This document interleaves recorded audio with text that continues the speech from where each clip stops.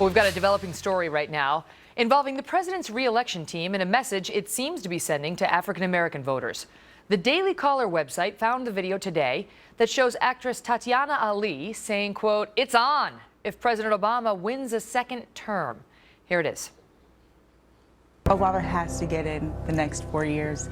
And what really makes me excited about that is that a United States president only has 2 terms. In the second term, it's on.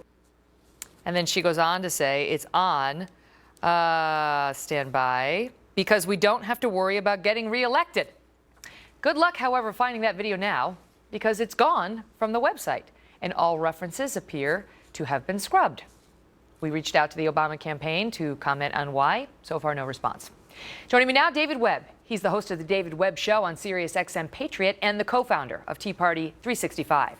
Also, Jamu Green, who is the former president of the Women's Media Center and a Fox News contributor.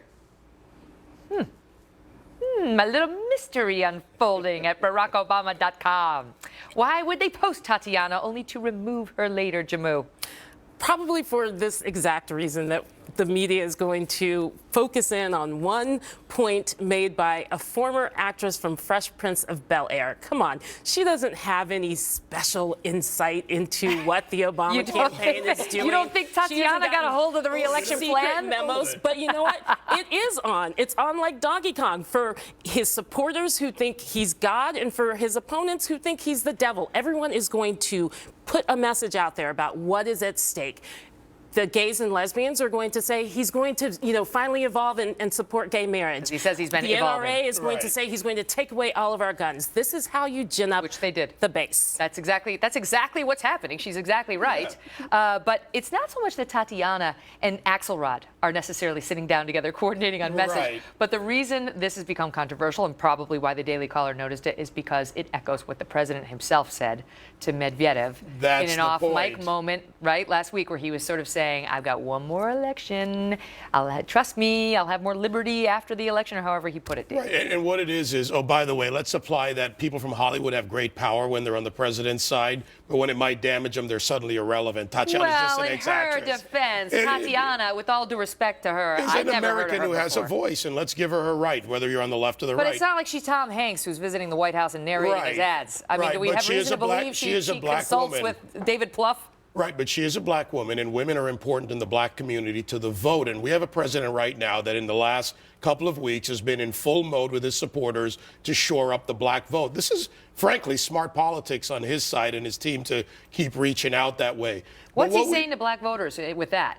Vote for me. What he's saying is don't ever be unpredictable, and real empowerment in the black community is to be unpredictable in your vote, no matter or any group. If you are 97% for the Democrats after 40-something years, what's your return on investment as a community when they've given you nothing? You're living in the same ghetto 3 generations later. This is a real problem. This is by the numbers what's going on. But beyond that is not the only thing, because David is a right-leaning guy, but Van Jones actually came out and said something not dissimilar. So did Tavis Smiley, so did Cornel West. He's not going to lose the black vote, period, end of report, even if he comes out openly and supports gay marriage. First, this is a conspiracy theory. Like, to put forward that from her saying those small points that this is some conspiracy with the entire black community is a bit I didn't say it was ludicrous. A conspiracy theory. I said it was smart politics. Let's look at what Van Jones has said. Van Jones has said, we have to, on the left, the hardcore progressives, we have to hold this president accountable. We have to push him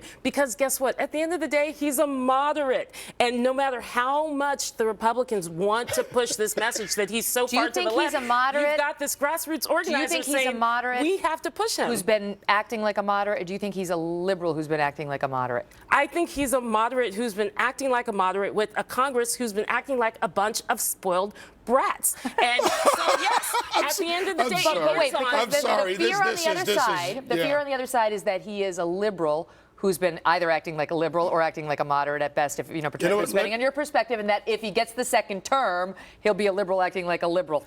Yeah, well, first of all, I don't do conspiracy theories, but I do look at the records, and this is hope and change versus record and reality. Look at President Obama's record from state senator all the way through president. Look at the laws he has sponsored. Look at the laws he has signed into play. This is how I look at him, and he is an ideologue who What's has he a going to progressive. do if the That's House what he remains believes in. controlled by the Republicans? If he is going to do everything he can to throw everything against the wall and get it to stick, which is what's happened. We have party line votes on Obamacare.